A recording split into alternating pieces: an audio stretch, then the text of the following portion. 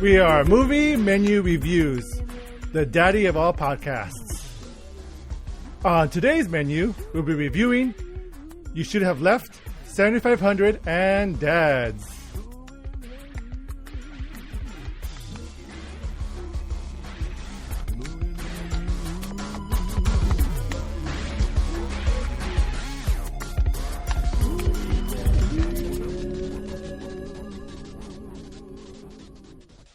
Welcome, everyone. I'm Dan the Man Muñoz, host of Movie Minute Reviews, your weekly movie news and reviews podcast, live on Zoom. Thank you so much for joining us today. Joining me today also is my co-host and senior panelist, Z! Zoom. In the house! And with a microphone. Yay! Yeah. So I theoretically should sound better today. We'll see. Theoretically. Yeah. The person who helped him with that is my co-host, Mike Stand. I like theories. I hope it's a good theories. I do like theories. I hope theoretically it works. Well, maybe. Mike, what are you doing making him sound better? That's a good point. I sabotaged it. It's just a wire that goes to nowhere, and and the headphones don't go anywhere either. Yeah, it's all wireless. Z, everything's wireless. You know, I could just mute both of you guys and just leave you to yourselves. It's totally fine by me. Yeah, something else that's fine by me is that some movie news that we're going to discuss. Which first up is the Hamilton musical is coming to Disney Plus July 3rd. So the original musical Broadway cast was filmed with Lin-Manuel Miranda, and it's coming to Disney Plus, the full production of it. Now, if you have seen Hamilton in theaters, you know that the prices for these tickets are super expensive. Even for like the cheap seats, they're about over $300. I, on the other hand, got lucky. Here we go. And won the lottery. And only paid $20 for 2 tickets to sit down in the orchestra seat. Yep. Are you done gloating? Are you done? Like it's just I'm it's a little still overwhelming. Your head seems big. Just talking about this. I'm still talking. Okay, go ahead. And I have to say, though it was not the original Broadway cast that I went to go see, but it was still a really great production. But I'm really excited to go and to watch on Disney Plus the original cast. What about you guys? You guys are just excited. I know you guys are not musical fans, but this is Hamilton. Well, what are your thoughts? I love the. I mean, I can't even call it soundtrack, right? I love the music for this. I have not gone to go watch the Hamilton theatrical experience, but listening to the album, like the hip hop, it's amazing. So am I excited about watching it? Yeah, totally. I'm really digging it. However, part of me is like, cool. I mean, that's awesome. They just recorded a stage play. That's really cool. Like, I'm hoping this is like the beginning portions of them developing, like maybe even like a full, film version of it. But right now, I'm just not super thrilled by it. Mike? It reminds me of the previews they would show before the actual film previews for the Fathom events in like the AMC theaters, and which they would show like a lot of different plays and things like that. I want to see what the fuss is about, and not have to pay $300 or try to win a lottery like Dan did. Yeah, what a loser, right? Like he actually had to like submit his name into a lottery, get picked. I did have to submit my name. I submitted my name once. On my first try, I won the tickets. So boom on your face. Second of all, it's not just filming a play or a musical. They did if you watch the trailer, you could see they took more liberties as opposed to just filming it from afar. They went on stage and filmed it as well. So it's not like it's not going to be cinematic still. It's still going to be cinematic in the sense that it's filmed on stage. So it's going to be very beautiful. And to watch it on stage, I think to watch a stage play or a musical before it gets turned into a film, it's a lot more helpful when you adapt it. So since you guys are going to watch the musical, when they do the movie, you guys will get the references more, and I think you guys will enjoy it more because of the stage version. Now, Dan, you watched it in the stage. I'm assuming it wasn't just an hour and a half. How long was it? It was 3 hours. It was a 3 hour. It was 3 hours. Musical.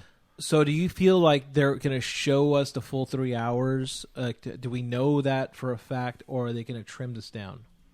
I don't think they're going to trim it down. It's going to be the full version of the play, of the musical. Okay. Now, the funny thing is, to see that. In the Heights was supposed to come out this summer, the musical movie version of that. And that won, I would say, it won Best Musical, like, back in the 2000s, like 2007, 2008, like around there, maybe 2009.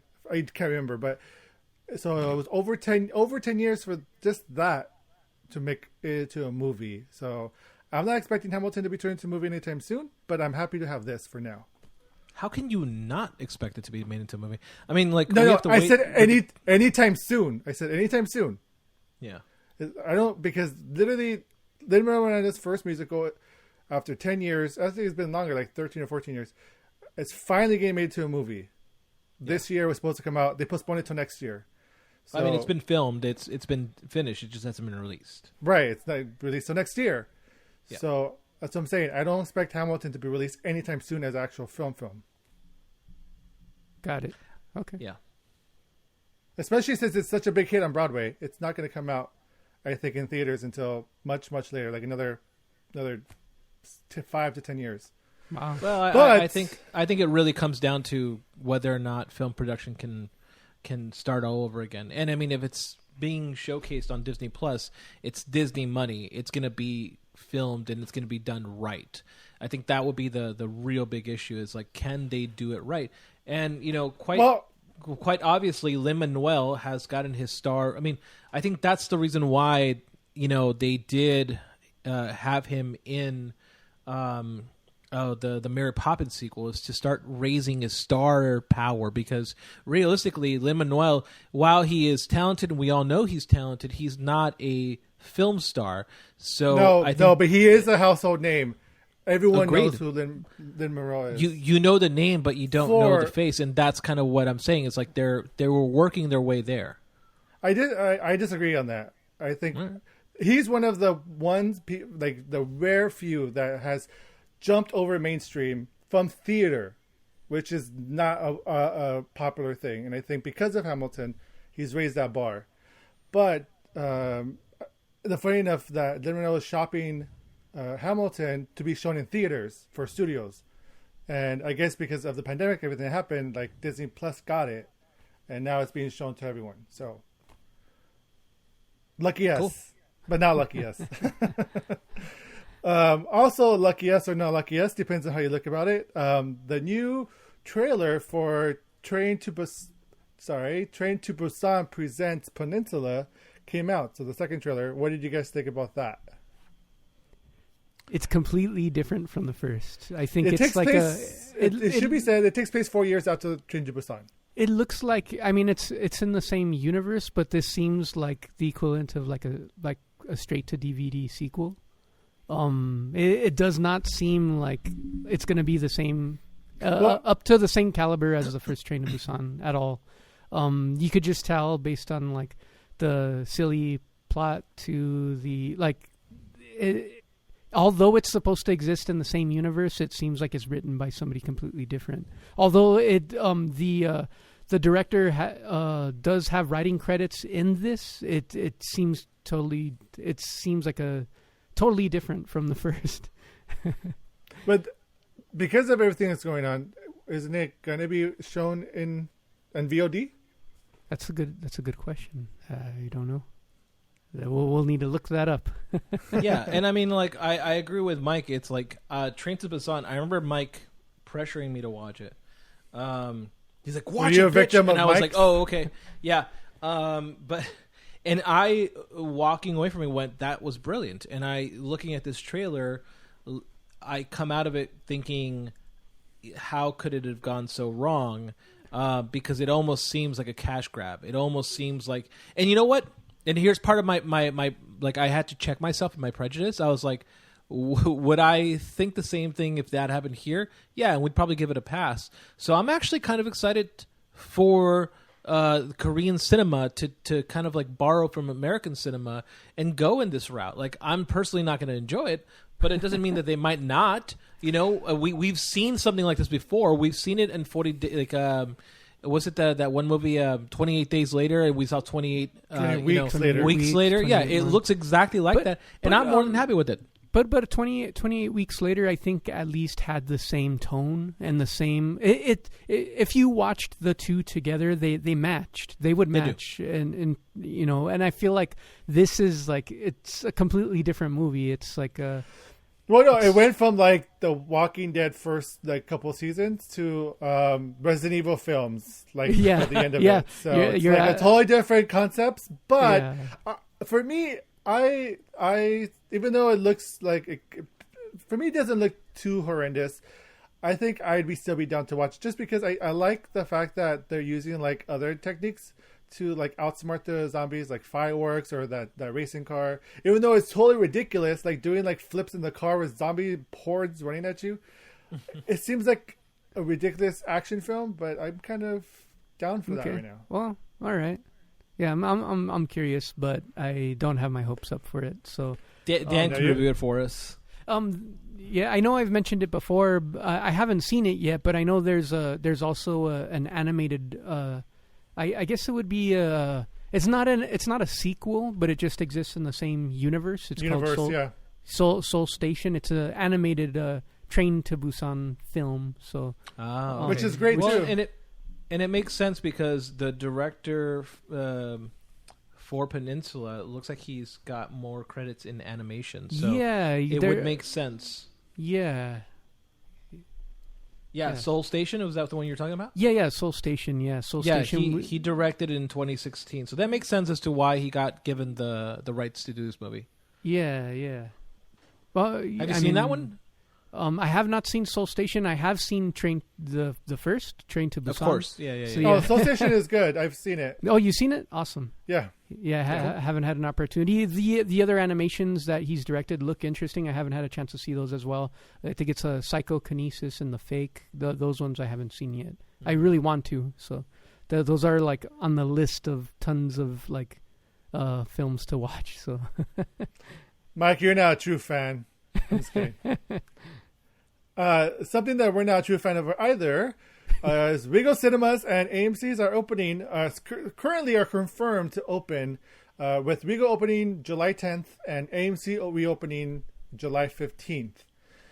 Even though numbers here in the US are still rising. What do you guys? But things are opening again. So what do you guys think about these dates of confirming? Obviously, things are can change from now till then. But right now, they are ramping up to open the theaters. What do you guys think? I mean, one of the discussions we had before recording was like, do we want to keep talking about this? But realistically, I kind of feel like with the numbers coming out this week that COVID has been on the rise. A lot more people who were given the authority to say, okay, you don't have to go, you don't have to stay home anymore. And you've seen that steady increase, and next week we'll see an increase of deaths because that's how it works. I honestly don't see this as happening. I don't. I think that we really need to consider whether or not it's even safe for people to return to the movie theaters. And, we have to take ownership of that. I'm looking at an article here saying that SpongeBob SquarePants, which we know would have made a good amount of money, is now being redirected to VOD and streaming services. So that tells me that the companies are starting to look at what is happening and going like, are we likely to get back into cinemas? And if you looked at the AMC email that they sent out for the A+, the Stubbs card or whatever it's called, A-list. The A-list, they were actually not only announcing new movies, which is what we expect, they were actually announcing older re-releases. So that tells you of the deficit that movie theaters are unwilling to release those bigger blockbuster movies. In that case, so I think we are seeing a shift. I think we're going to see that shift happen in the next month, and I think the decision making people are way more optimistic than they can be, And I think this comes on the heels of a couple of laws being passed saying that if you go and get infected by COVID, you cannot sue a theater. I think that's what this is happening. This is what's happening. Well, I think the big telling is also when Mulan or Tenet comes out in July, if the numbers are going to reflect that, maybe people might actually not want to go and the box office still suffers. Mm-hmm. Maybe it won't. Only time will tell if this technique is going to work or not. I still hope that they still release things on VOD, but I know Christopher Nolan is against showing his movies on the small screen. He prefers it on the big screen. So we'll see. What do you guys? That goes. I mean, we haven't actually really talked about it personally, but where are you guys at on this? I'm personally thinking about canceling my A+ card because I don't see myself going back to a theater in the next year. Really, I don't see that as being an actual option. I can always renew, but currently it just doesn't. The bad seem thing right. is if you cancel, because my mom canceled it. I mean, I guess you said a year, so that's fine because you won't be able to reapply for 6 months. Yeah, that's fine. And I think right now it makes sense. I mean, right now we're currently, I need to check my bank account whether or not I've been billed for it, but we're all currently on that furlough plan that they put us on. No, they're not charging right now. We're all on pause. Yeah, so I'm assuming that once they open up, they will renew and they'll start charging us. So I would say that to fans who are hesitant and who don't know whether or not they are feeling safe to return, personally, I don't, to cancel and not. Well, I will also suggest, though, there is a way where I believe you can pause your account as well. Not just cancel it, but you can pause it. Okay. I don't know how long the pause is or if it's an indefinite pause until you feel comfortable reactivating it again. But I know there is a pause because they try to convince my mom to pause it, not cancel it. So that is an option as well. Yeah, but I'm sure it's a like a paid pause, right? No, I don't think so. Gym memberships have that. Okay, that's good. Mike, what about you? Would you pause it? Would you cancel it? What do you think? I mean, if it's on its furlough plan, I'm curious when it kicks back in. But it's crazy. The films right now that are being released on VOD, the bigger releases where they're like $20 per movie compared to the $25 a month with the AMC A-list. So it's a crazy price difference there, you know. So, agreed. Yeah. So I agree with you guys that it's kind of happening too soon, and I know as you guys had mentioned before, when they start seeing the numbers, they may pause and reflect and maybe make some better choices on what to do next. I do hope that there becomes a rise of drive-ins and things like that. So I would love to see that, and I've seen that they're taking over stadiums to do drive-throughs. So I think that's AMC needs to get on their asses and actually start working towards that. Well, I mentioned this in the last episode that Alamo Drafthouse rented the Vineland theaters here in LA for a pop-up for a movie, but I believe that drive-throughs are opening again as well, so that's always an option for us to go watch movies at the drive-in and wave at each other from our cars. Yeah. I think that's the new direction this is heading towards right now, or should head towards at least. Well, looks like time will tell whether or not we, if the theaters are successful or not in the next couple of weeks. Yeah. Can I get a corrections corner? Yes, you can. I was about to toss it over to you right now. Thank you. I just want to make a reference that I referred to a movie, How the West Was Won, last week as the movie that really did spark the KKK movement, and I got that wrong. And I guess, Dan, you had noticed that. You didn't mention it. Dang it. I was actually referring to The Birth of a Nation, which is a awful movie based on the book by Thomas Dixon called The Klansman. And obviously that's actually the rise of the KKK. we should mention this is the Birth of a Nation from like the 1900s, not the one that just was released a couple years ago. You are confusing it. That's called The Rise of a Nation. So yeah, no, I was the same way. I was no. The one that me and Mike reviewed it. Me and Mike saw it. Yes, that was Birth of a Nation as well. No, it wasn't. They took the title. Yeah. It was. They took the title and because of the Birth of a Nation from the 1900s. Or the one that was awful, they revamped it to this one to make it more positive. Yeah, that was the intention. Yeah. That was the intention of it. Yeah, it was a part of the. It was like flipping the intent of the film on its head, pretty much. Oh, right. Yeah. Okay, I guess you guys are right. Okay, cool. Yeah. Again, good because we didn't have to do another correction next week. Awesome. On that note, let's go ahead and go to. The first movie review, which we'll talk to right now. Movie menu. The first movie we're reviewing is You Should Have Left, directed by David Koepp, written by David Koepp, and based on the novel by Daniel Kellman. Here's the plot. A former banker, his actress wife, and their spirited daughter book a vacation at an isolated modern home in the Welsh countryside where nothing is quite as it seems. Starring Kevin Bacon, Amanda Seyfried, and Avery 2XX. Alright guys, I believe all three of us saw this film, so depending on our spoiler-free review, we would decide this movie is worth a delivery, watch it immediately, a curbside pickup, wait and watch it whenever you have some time, or leftover sausage from the trash. We should also say that this movie can be found on Apple TV or Amazon Video for $19.99. It is a new release. It is also produced by Blumhouse, just in case you didn't know. And we shall decide that this movie is worth seeing. So, on that note, let's rate this film. Z, you go first. Oh, thank you. I'm going to say that this movie is a disappointingly not a delivery. I think it had all the right characteristics to kind of come behind a little bit of The Haunting of Hill House and do something really interesting with it. And there are elements of that in this movie. There's also elements of like The Shining and a couple of other things. But this movie is really not that good. I would say it's a tentative curbside pickup.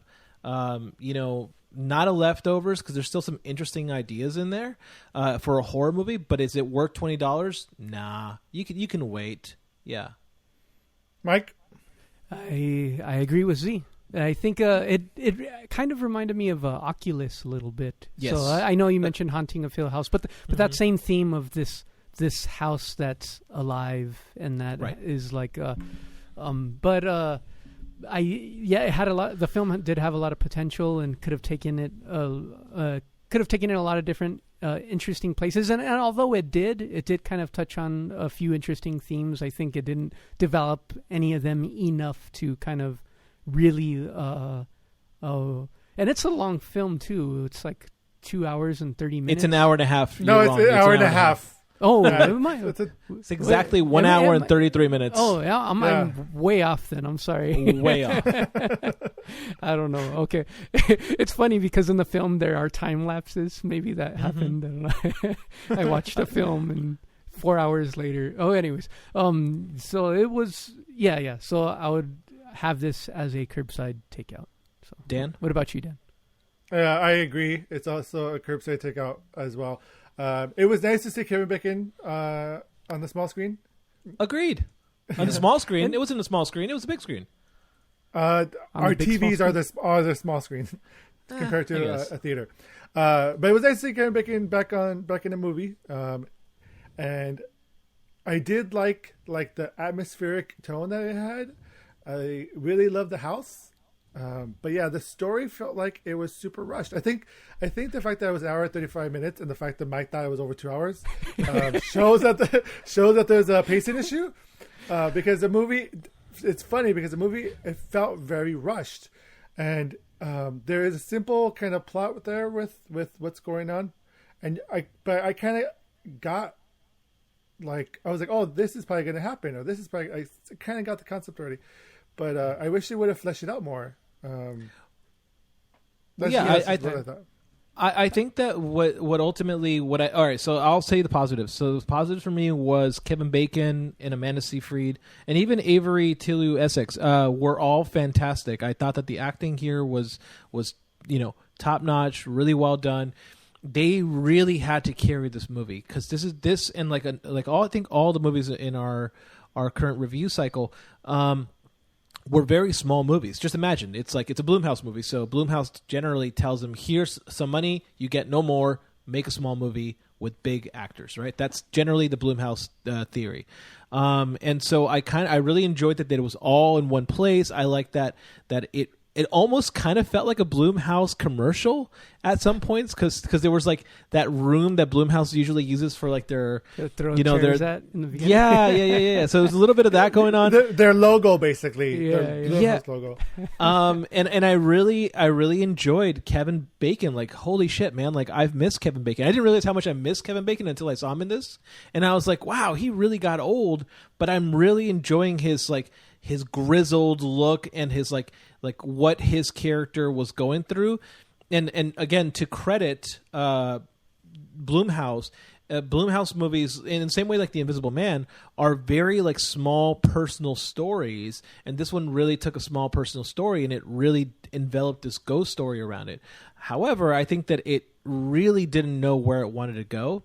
And when you look at what the book was that this movie was based off of, or the short stories, you really notice that, like, oh, there was an issue here. And the issue was that David Cope and Kevin Bacon had made a movie called Stir of Echoes. So that's the movie that they initially came out with. And then they made a movie called... This has Stir of Echoes vibes in it as well. Like, I totally got Stir of Echoes. But anyways, yeah, totally.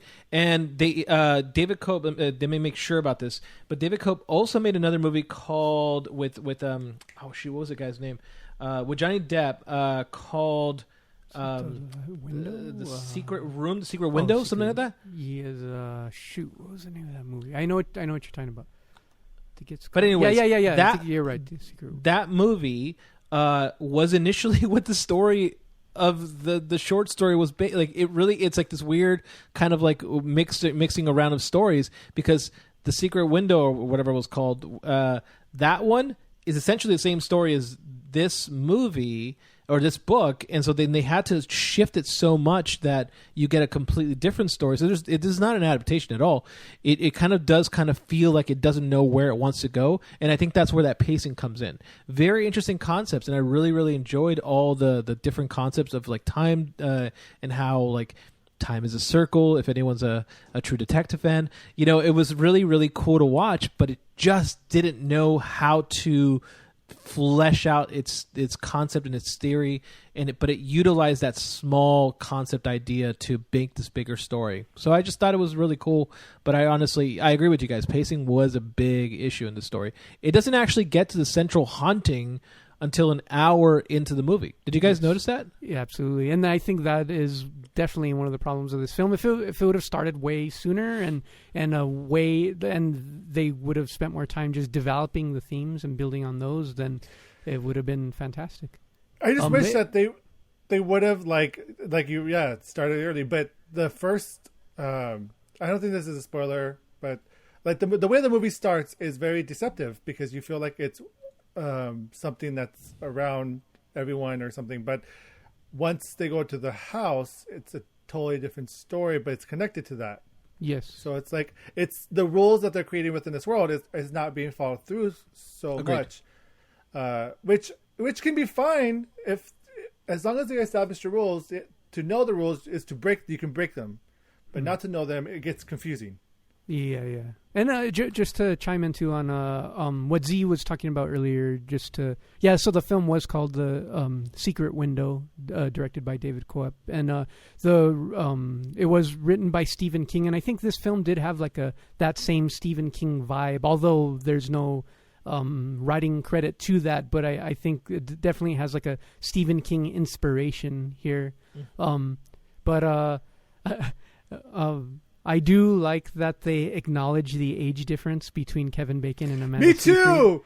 Me too. I was like, oh, thank God they made some reference to it, because if they just like breezed over it, I was like, this is kind of creepy. Yeah. I was like, all right, like, are they trying to convince us? Like, I don't know, but I like that they acknowledge it and they kind of like make references to it, and it is a run-on joke. I feel like it really did kind of work. Yeah, which I appreciated. That they did that.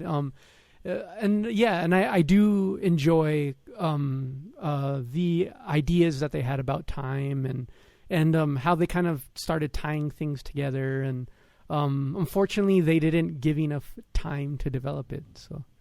Yeah, and I think what really drew me into this story was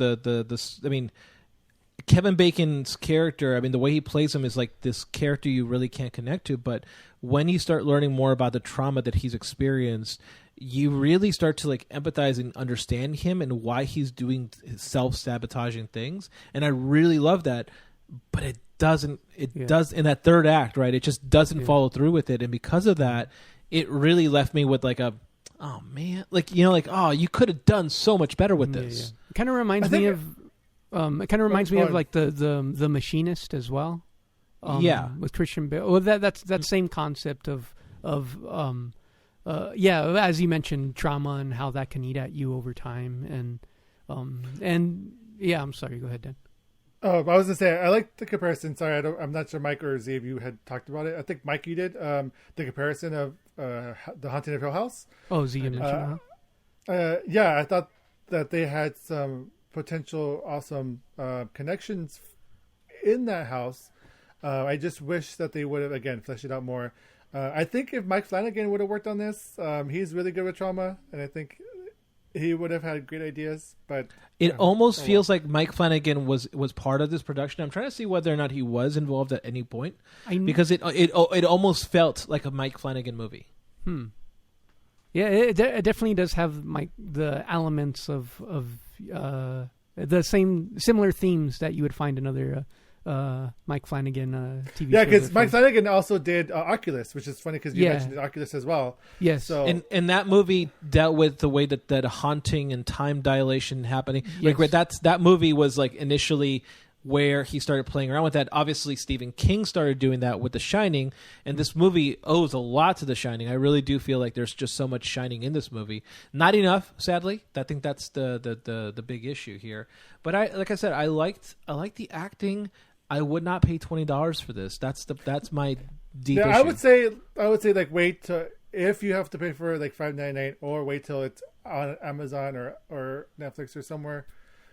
It's not really worth the high price of the rental.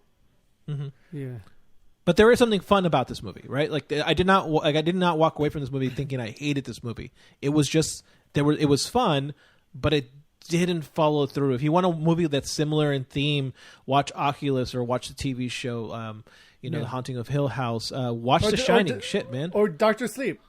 Exactly. So it's a disappointment. Is what it is. I wonder if they're going to try to turn this into like a sequel that focuses now like on the house itself. Yeah, I don't see it happening. But at the same time, like I kind of wish, like a part of me was also, I don't know, what did you guys feel about the fact that they put it in Wales? Like that seemed weird to me. Like, is that what you mean? Like because it's like in the out country, they can do sequels to this story? I think if they would have developed it more in terms of matching to the specific lead, then they could have given themselves more leeway in terms of writing and in terms of what it'll be, because the story could change each time a new person would come to the home. But I feel like they didn't develop it enough in this one, anyways, for there to even be a sequel. So I think also, I think it ended before it even began, kind of, Yeah. Also, I love how in the very beginning of this movie, it really does make Airbnbs become sinister. Because like the first few minutes of the movie, like they show you like this zoom in on a computer screen, and it's like place has become available. And it's like, I'm sorry, but like that's how I feel about most Airbnbs in general. I feel like you're renting a haunted place, or at the very least you're gonna get coronavirus from it. Like it's like, oh, okay, all right, I didn't need you to do that. It almost felt like it was in the wrong movie. Like Unfriended did that, and it did a really good job of it. So it's just really strange to watch that. So this movie was like produced by a couple of hotel chains to try to tear down the Airbnbs. I think. Oh wow, that's a great theory. I like that. I really do agree with that. I did see. Kevin Bacon has a producer credit here, so it's interesting that. I'm sure that he helped. Yeah, I'm sure he helped because it does feel personal, and only a way that an actor could bring it. I love Amanda Seyfried in this too, by the way. Yeah, she was fantastic. Yeah, she's good. All right, guys. Final thoughts, Mike. I would say just give this some time, and it still is a fun film to watch. You don't need to but it's a film that you can wait until they bring down the price. I think they're asking too much here. Yeah, I think that if this movie had Nicolas Cage as the lead, the way that it was supposed to be, this would have been a fantastic movie. I think because Kevin Bacon brings so much gravitas to a role, it became this entirely different vehicle. But I would have loved seeing Nicolas Cage just be completely batshit crazy. That would have been interesting. I would have liked to see Nicolas Cage too now, and let's have like a house full of Nicolas Cages or something. A house full of cages. Yeah. Not that happens with Kevin Bacon, but the fact that there's Nicolas Cage, put him on everywhere, everything. Yeah. Yes. Let him be the haunting of everything. He is the haunting of everything. Basically. I agree. I thought the movie had some interesting elements to it. Is it a hit? No. Should it be avoided? If you have nothing else to watch, would say wait and watch this. You might enjoy it.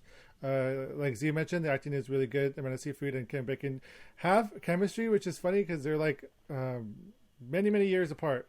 And at first, it was very creepy to watch, and then after a while, it's like, okay, they're self-aware of it, and that's cool. And the daughter is great too.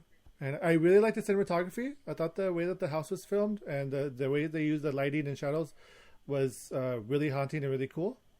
And I think it was too bright, but yeah. Oh, I liked it. I thought it was cool.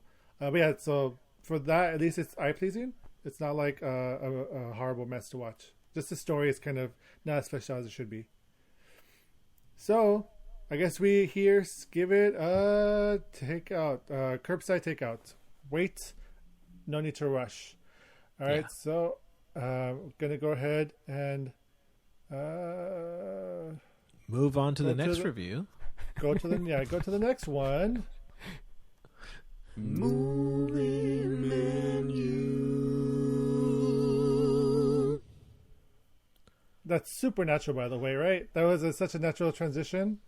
Such a natural transition. That's why I jumped in and tried to assist, as if but I fumbled the ball a little bit, and then Mike started giggling, and then I dropped it. So, but you picked it up greatly. It was a great transition. Good job. Well, something that didn't drop was next movie, which is 7500, directed by Patrick Volrath, written by Patrick Volrath and Sinad Halibasic. Here's the plot: a pilot's aircraft is hijacked by terrorists. Starring Joseph Gordon-Levitt, Ahmed Memar, and Eileen Tazel. All right, guys. All three of us have seen this film as well. So we shall decide this movie is worth delivery. Watch it immediately. Curbside takeout. Wait leisurely. Watch it when you have some time. No need to rush. Or leftovers. Toss this film in the trash. We should also say that this film is available on Amazon Video. So if you have Amazon Prime, you can watch it for free or probably pay a fee for it.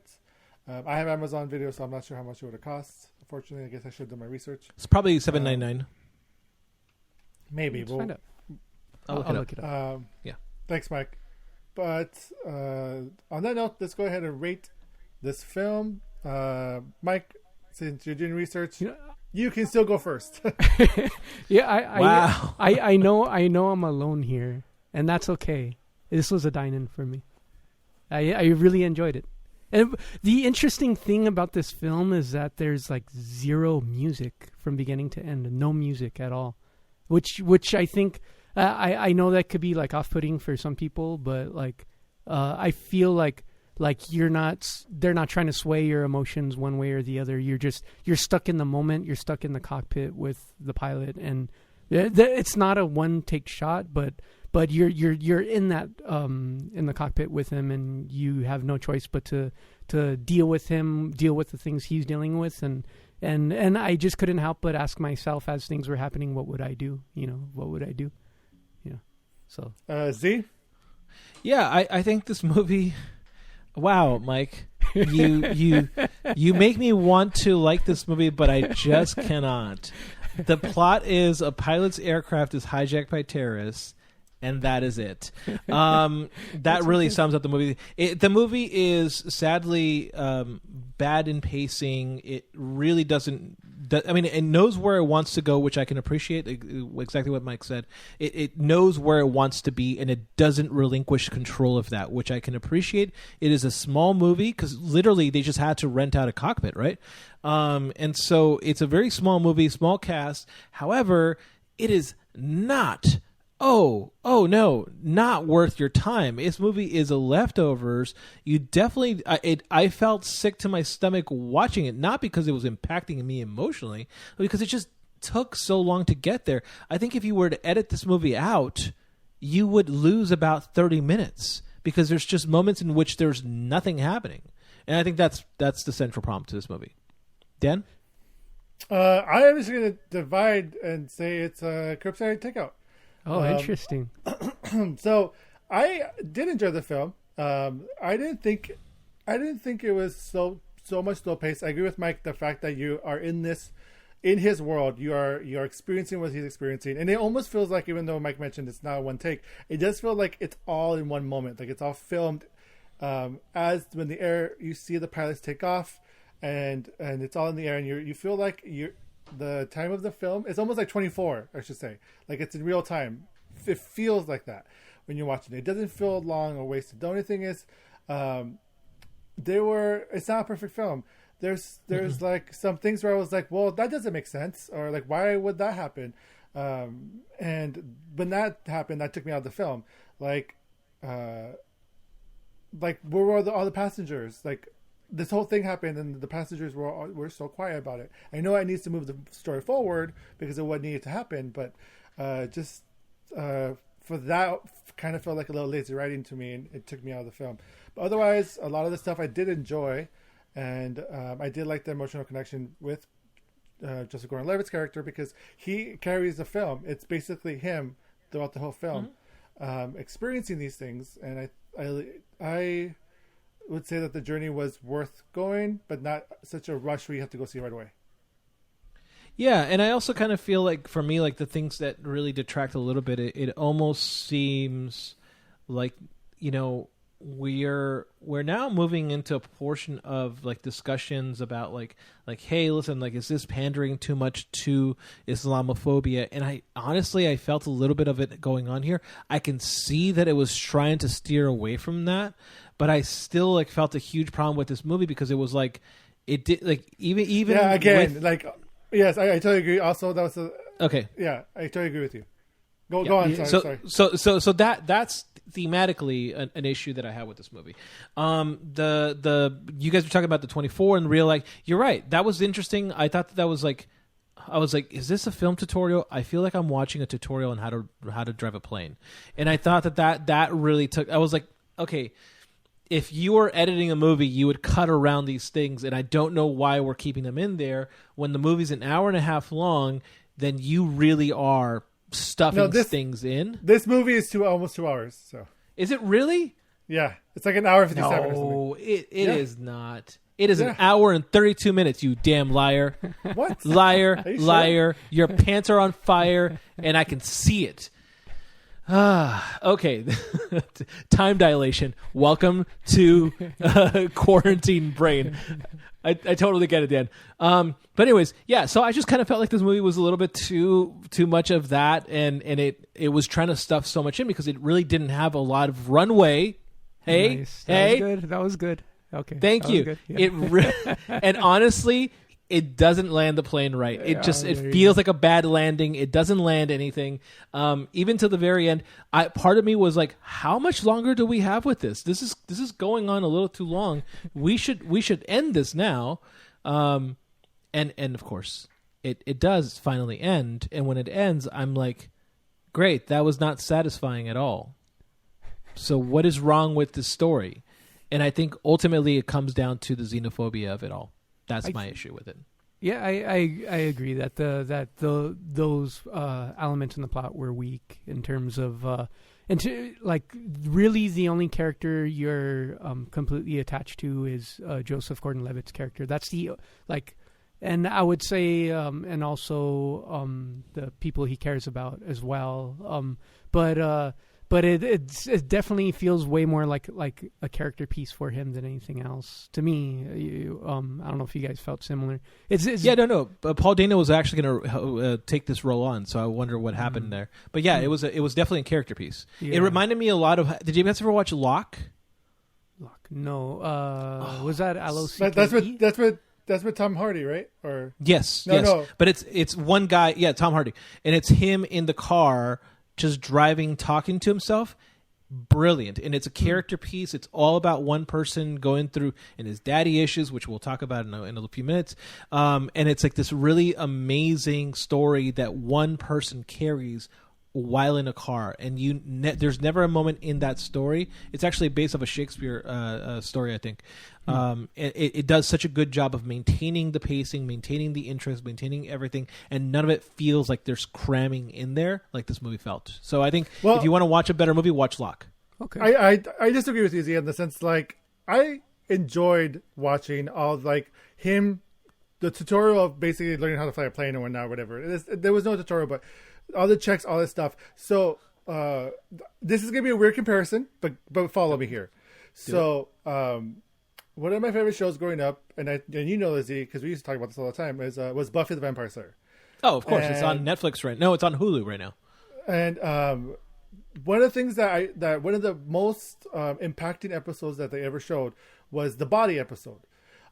Which basically when TV, when they show someone died or someone killed, it cuts to the hospital or it cuts to the funeral home or it never lets you sit in where the dead person who's died for however long the ambulance or more gets there. So I feel like this is something like you had mentioned, they would cut this out. Well, purposely they would cut it out, showing these knobs, showing the checklist, showing all this. But I feel like it was so purposeful for us to actually experience it, watch it, so we can experience it towards the end when they're having difficulties as well. So I like the fact that they didn't cut or veer against what the normal films would do in that case, that we get to live it, experience it, and be part of it as well in the cockpit. See, here's the thing, Dan. I agree with a little bit of it, but the movie itself kind of doesn't agree with you, because in the movie itself he cuts away repeatedly when there are graphic images of violence happening, and I wonder if that had to do more with the PG-13 rating. Had this movie been honest about its depictions of violence and the way that it impacts an individual, I would have looked at what was happening. I would have been disgusted by it. That is the camera personal thing, though. That's with his character, he did not want to see it. And I saw it, and it was very uncomfortable. Like for me myself, like Mike had mentioned, you put yourself in a situation. What would you do? And I don't know if I would want to see it either, knowing that it was my decision for stuff like bad happens, because you're thinking about the whole picture and not just the one individual. So but I'm saying because I mean personally I'm not talking about decision making. I'm talking about the filmmaking itself. In the film, but the filmmaking is established through his eyes. It's basically like what he would do is what we are being shown. Yeah, but I think that if you want to show a movie of how it feels to sit in it, then you would show a lot more than what this movie was willing to go in that direction. And I think ultimately it came down to we're already making a movie that's a little anti-Muslim.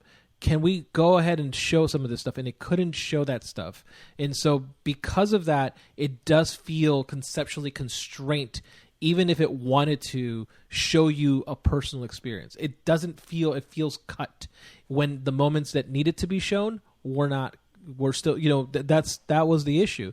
And I think had this movie had a little more teeth and been willing to go that rated R route, you would have seen something that was a lot more traumatizing for the personal experience, because I wanted to feel some of that. And I always, in this movie, felt disconnected from the lead. Oh, that's weird, because I felt it. I felt it from him. Yeah, I understand your point. I guess if the violence, I mean, I felt like the violence already was intense, but I understand your point though, that to be even more emotionally impacted than it already was, then they could have went all out with it for sure. Yeah, I mean, personally, I would have driven that plane to the ground. That would have been me had that situation happen. But that's because I don't know how to fly a plane. Well, they gave you the tutorial in the beginning. They did. They really did. They're trying to explain to you, in the end of the film, you're going to have to fly it. No, but I think, but there is, I agree with Dan too, where in those moments of violence where our lead character has the choice to see it, he refuses to see it. But there are actual violent scenes in the cockpit where it doesn't turn away, where you do see you do see stabbings. I mean, no, it turns away. It turns away. It does show. I mean, it's not a close up, but you do see the wounds happening. You do see it entering the body repeatedly, and you do hear the guy going like, "Ow." Ow. And they're not turning away. It's showing it, and you're like, oh my god, this guy is like being killed in front of me, But I mean, I agree with you though that it does kind of stay in its PG-13 realm, but it was impactful enough for me it was enough for me to care about the lead and to care about what was happening, and I think there's. Without giving too much away, without spoiling it, there are more emotionally impactful things that do happen. It still happens early on, but I still won't spoil it. But I thought that was an intense moment, and I feel like that scene was way more impactful than any violence they could have showed me. So I think it ignores it, but okay. It feels ignored. Guys. Yeah, I'll finish up my thoughts. Because you two really enjoyed it. I really found a huge problem with the movie. It was an issue of pacing. It was an issue of storytelling. And while this movie is an amazing vehicle for Joseph Gordon-Levitt, I think he does a great job. Omid Memar does a really fun job too. It honestly, it can't be carried by these two guys, these leads. I think that there is there's also an issue of like the way the women are handled and treated in this movie. This movie has a lot of problems, and I think that even though it is free for Amazon Prime, I personally would not have sought this movie out, and after watching it, I would recommend people do not watch it. It's just not that good. Okay. All right, since I'm Curbs to Take Out, I'll go next. I did enjoy the film. I thought Joseph Gordon-Levitt did a great job. It is a character piece for him. And it was nice. Also, we haven't seen him in a while. I thought the story following him, it's literally just, it takes place over one night of a flight. So being in this cockpit, experience what Joseph Gordon-Levitt is experiencing, that was interesting to watch. There are problems in this film. It's not a perfect movie. And I would say just wait. There's no need to rush, even if you have Amazon Prime. But there's probably other stuff you can watch. Binge watch Buffy the Vampire Slayer. Yeah, right. I agree with you guys. Joseph Gordon-Levitt did a fantastic job in this.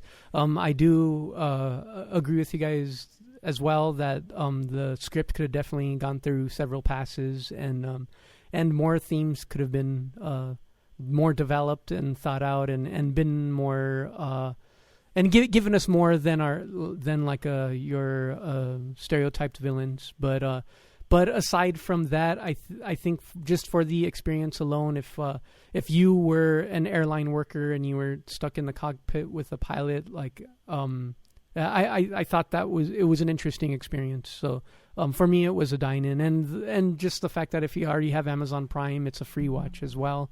So no cost to you already. I did check online.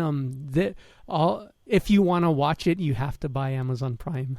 That's their their thing. Either you watch it for free or you get a free 30-day Amazon Prime trial. It's one or the other.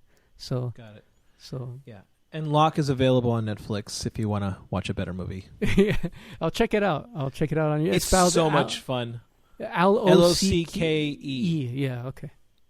I'll check it out. Not to be confused by the Lock and Key, which is also on Netflix. Yeah. Which is also very fun to watch. I would suggest watching that too. Double feature, I guess. Next week we'll be reviewing Lock and Key. Lock and Key. On that note, let's go ahead and switch over to the final review of this episode, which will be hosted by someone else, not me. Movie Menu. Mike, take it away. All right, so the movie we're reviewing is Dads, which is a documentary comedy family film directed by Bryce Dallas Howard, written by Patrick Volrath and Senad Halabasic. Starring Bryce Dallas Howard, Ron Howard, and many others. Here's the plot. Director Bryce Dallas Howard teams up with her father, Ron Howard, to explore contemporary fatherhood through anecdotes and wisdom from famous funnymen such as Will Smith, Jimmy Fallon, Neil Patrick Harris, and more. Now, depending on your spoiler-free review, I will decide if this movie is worth a delivery. Watch it immediately. Delivery. Curbside pickup, wait and watch it whenever you get a chance. Or leftovers, just toss this film in the trash. So, I'll go ahead and start with Dan. How do you rate this film? Well, we should also mention that it's available on Apple TV. Did you say that already? I'm sorry. I didn't mention that. No. Okay, yeah. So this comes with Apple TV. So it's a documentary that if you have Apple TV, you have access to. I would say it's a definite dine-in. Watch it in theaters. It was released this weekend for Father's Day, and it's the documentary. It doesn't just follow the celebrities. That's what I thought it was going to be going into it. That was just going to be like a bunch of celebrities like on their interviews, but they really showcase like real fathers who have struggled, who have overcome stuff, and really tell their stories. So there's different and all over, not just in the United States, but around the world as well. And I really enjoyed that part of it because it gets very personal. And whether your father's alive or your father's dead or you don't know your father, this will really spark a lot of heart and emotion while watching it. So I say dine in. Delivery. Got it. Delivery. What about you, Z? I'm gonna agree with Dan on this. I think this movie is a delivery. I think there are some amazing key elements. However, I feel this movie, honestly, I like Bryce Dallas Howard's directing. Let me be very clear about that. However, I do feel like as a documentarian, she didn't do a good job in this movie because it included so many of her celebrity friends. I don't think she needed it. I think she could have gotten rid of all of that stuff, and I thought this movie would have done exactly what it intended to do, which was to tell her story. She should have focused on her story, and she should have really deep dived, and instead she used a crutch of her celebrity friends to pick this story up. I hated this because when I was looking up who was in this movie, I just literally said, okay, it's Bryce Dallas Howard and Ron Howard and others. Because realistically, I don't like that it had Will Smith. I don't like that it had Jimmy Fallon in it. I wanted to see more of the stories of the regular people, regular men who are trying to figure out how to be dads in a society that makes it difficult for you to be that. I love some of the stories with like the African American man who like left his child and then had to come back. Whoa, that like tore right into me. Or like the Japanese man who wanted to commit suicide because he felt like he couldn't survive.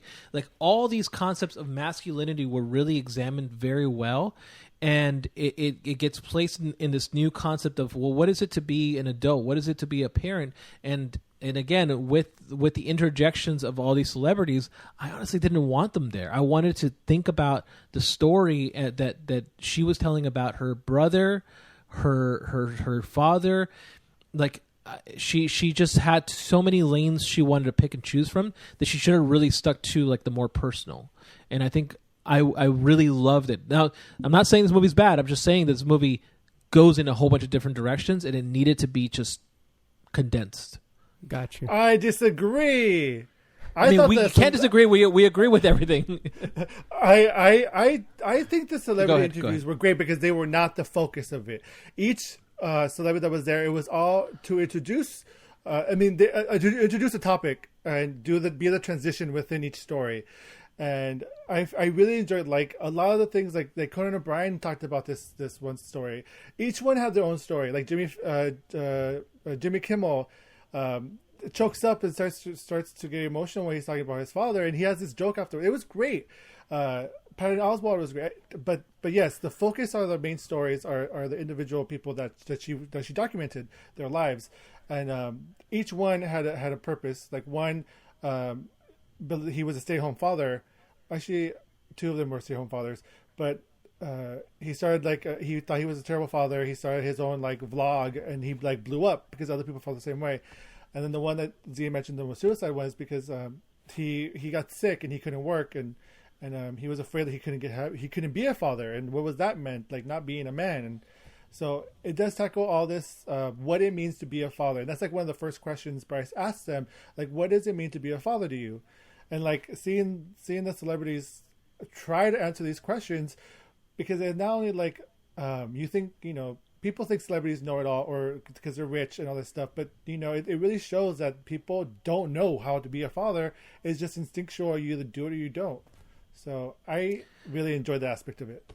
Well, yeah, except I mean, I'm just like, ultimately, like they focus on two subsets of economical, right? So you have like the really upper class, which are the celebrities, and then you had the middle class. And I don't feel like they even explored lower class as much.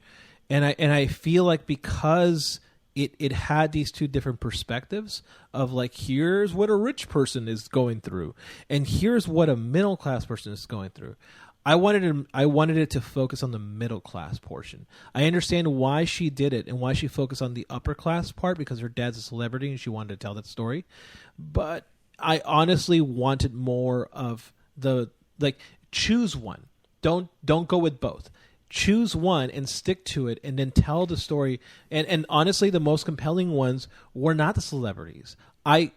It's fun to watch them because you're like, oh, they're my buddies, they're my friends, because they're celebrities and they know stuff. And like you just said, we expect celebrities to know things, and so when they're saying things, we're like, oh, so eloquent. But honestly, it was just a waste. I was like, I don't need to see them. I don't think it was a waste. That's they're still human, even though they're celebrities. Yes, their experiences agreed. of being a father is not a waste. Like, But they're giving advice as well of being a father from their own experience as well, and I think that's still valid, whether they're celebrity or not. Tell me their story in a separate documentary. I would have loved seeing 2 episodes or 3. But that's the thing. That's where I was going to go. I feel like this didn't feel like a documentary film. It felt like the starting of a docu-series. Mm-hmm.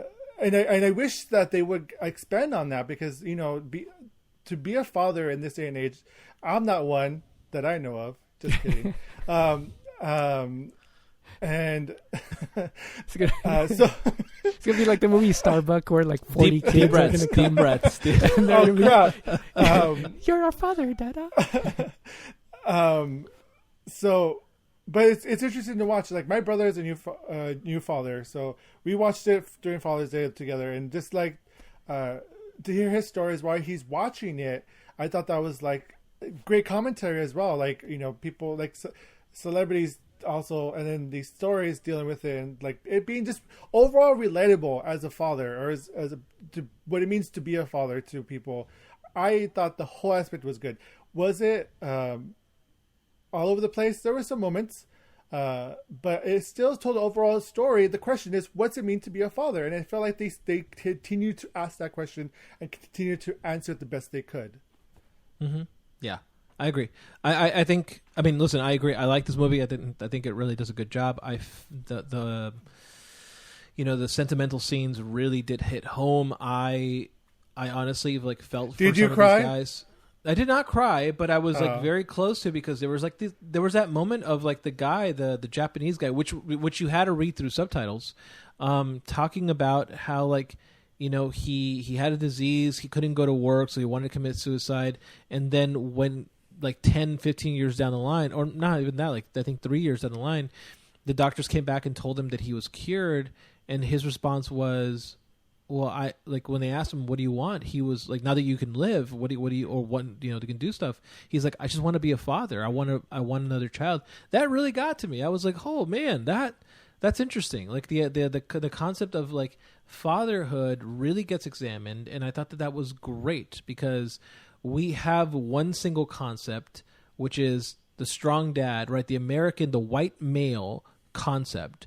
And I think that this movie really should have done a little bit more work on that, of like, what is this ideal father that we talk about? And I think it does do a little bit of work into that, because Ron Howard is the quintessential young boy, right? He was Opie when he was in that TV show, and it does go into that.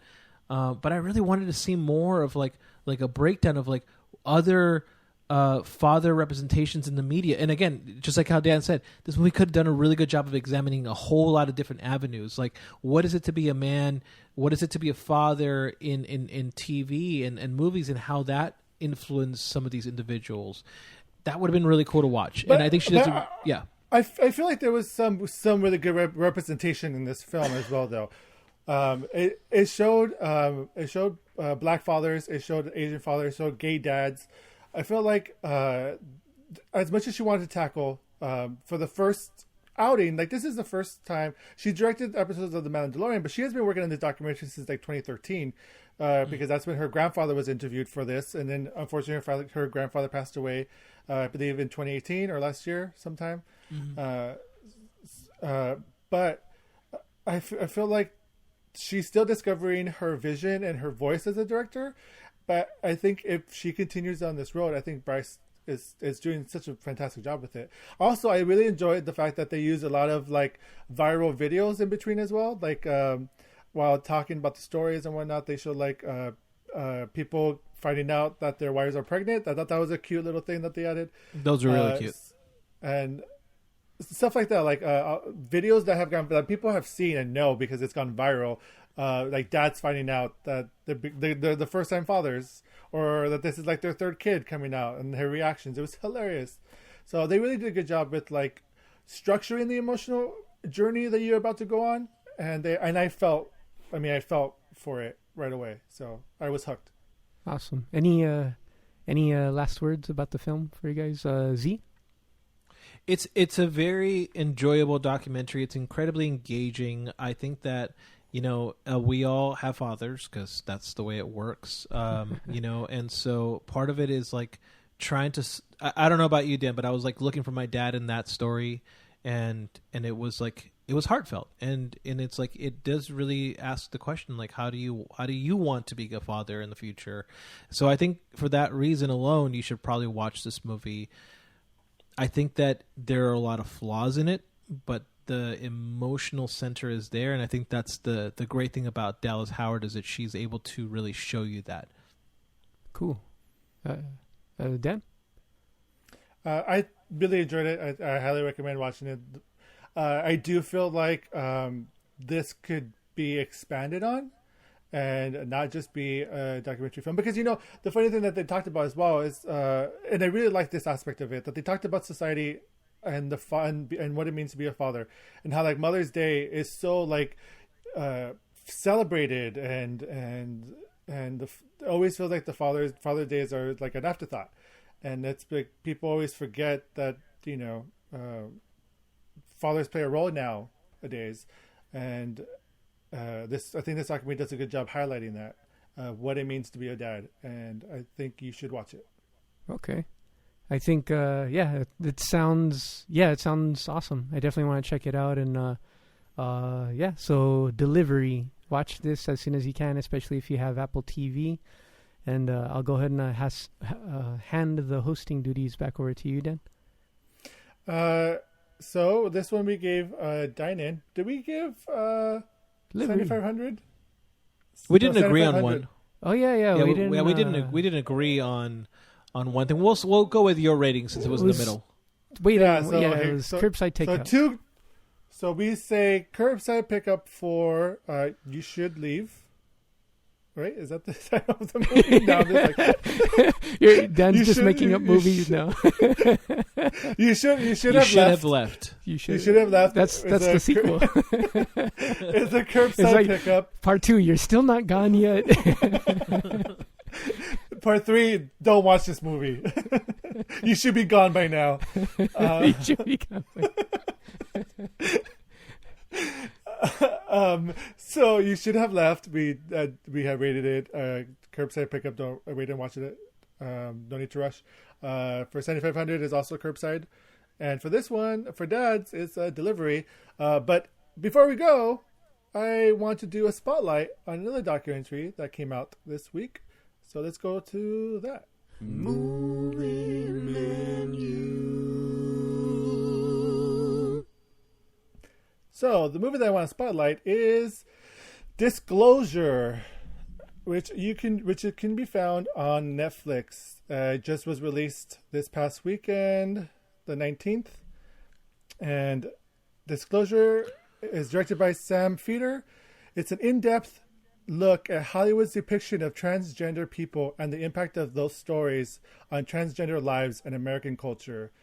And the subjects of the documentaries are actresses and activists and writers, producers, directors who are transgender from their own words on basically how representation of transgender community started back in the silent film era and where it has grown to today's era of media and representation of that. We get interviews from Laverne Cox, Bianca Lee, Jen Richards, Alexandra Billings, Susan Stryker, Jens Ford, Lily Wachowski, which is the Wachowski siblings. Cool.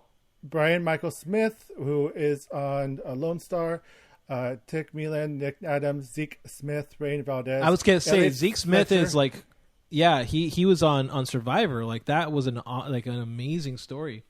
Yeah. So it's Elliot Fletcher, Marquise Vision, and Jasmine, and plus a lot more like Said and from Vida. So there's like a huge gamut of representation in this documentary, and it came out for Pride Month because T is part of the LGBTQ community, and I highly recommend because you don't realize that transgender representation has been around for over hundreds of years in cinema.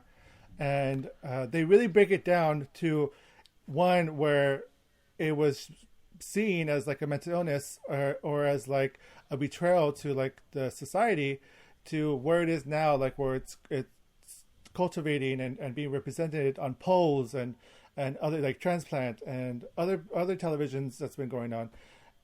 It's so beautiful and inspiring to watch. I highly recommend it. Cool. That sounds awesome. I mean, yeah, that sounds like a must watch. Do you feel like this movie's going to be like an academic requirement at some point? It should be, because they don't hide their feelings about stuff. They are very open because it's very educational. It's in order for you to grow, you need to be educated on it, and this is a good way to learn and grow as a person and be more accepting and more inclusive, and really understand where a transgender person is coming from. That's awesome. And they need it more than ever because they're still being attacked and murdered for just being who they are. Well, I mean, sadly, world politics is not moved. Has not been as progressive as the media has. That's sadly the absolute truth there. That sounds really cool. No, I was just going to mention I was listening to this podcast called Uncivil, and it talks about like the post-Civil War and there was like these women who wanted to be part of the reenactments of the Civil War, and of course the white men who were leading it said, no, you can't be part of this. And what they found out in diving deep into the history was that there were, liberated black slave women who were transgendered and would dress, they would put on attire, like men attire, try to pass as men, and would fight in the Civil War. And none of just imagine a black woman pretending to be a white man fighting in the Civil War. And it's like this amazing story that's untold of like a transgender and multiple, not just simply one. They go into full detail of different ones. Of like, that's part of the history, part of the U.S. history, part of the narrative, part of who we are as people, because it's a real thing. And this movie sounds like a really fun, in case you didn't know, here's more of a description of where we're at, how the influence has been always there, and how we can learn to be more acceptable and more of allies. So it sounds like a really cool movie. Yeah, definitely recommend it. That's awesome. Cool. All right, thank you guys so much for this brand new episode of Movie Minute Reviews. Again, break it down. You Should Have Left is a curbside pickup. 7500 is also a curbside pickup, and Dad's is a delivery. Watch it immediately. All right, thank you so much, Z, for reviewing these films and watching them. You're welcome. Thanks. Thank you so much, Mike, as well, for reviewing and hosting. Yeah, no problem. Thank you, Dan, for hosting. Thank you. And again, the documentary spotlighted is Disclosure. It can be found on Netflix. It just came out June 19th, and check that out. I'm Dan the Man Muñoz. Until next time, guys, thank you so much. And we'll be back with an all-new episode of Movie Menu Reviews. If you want to check out our content, you can go to moviemenupodcast.com. Follow us on social media, Facebook, Instagram, Twitter, YouTube, and also subscribe to us on Apple Podcasts, Stitcher, Spotify, Google Play. Wherever you listen to your podcasts, we are probably there. We've invaded, so don't miss out and enjoy. We also have new episodes of Movie Menu Interviews out, and also episodes of Movie Menu Classics, where we do a deep dive of classic cinema, as well as interview filmmakers about their movies from idea to completion. Again, visit our website. You can find all that content there. Until next time, guys, you guys have been awesome. Thank you, and goodbye. 1, 2, 3, 4.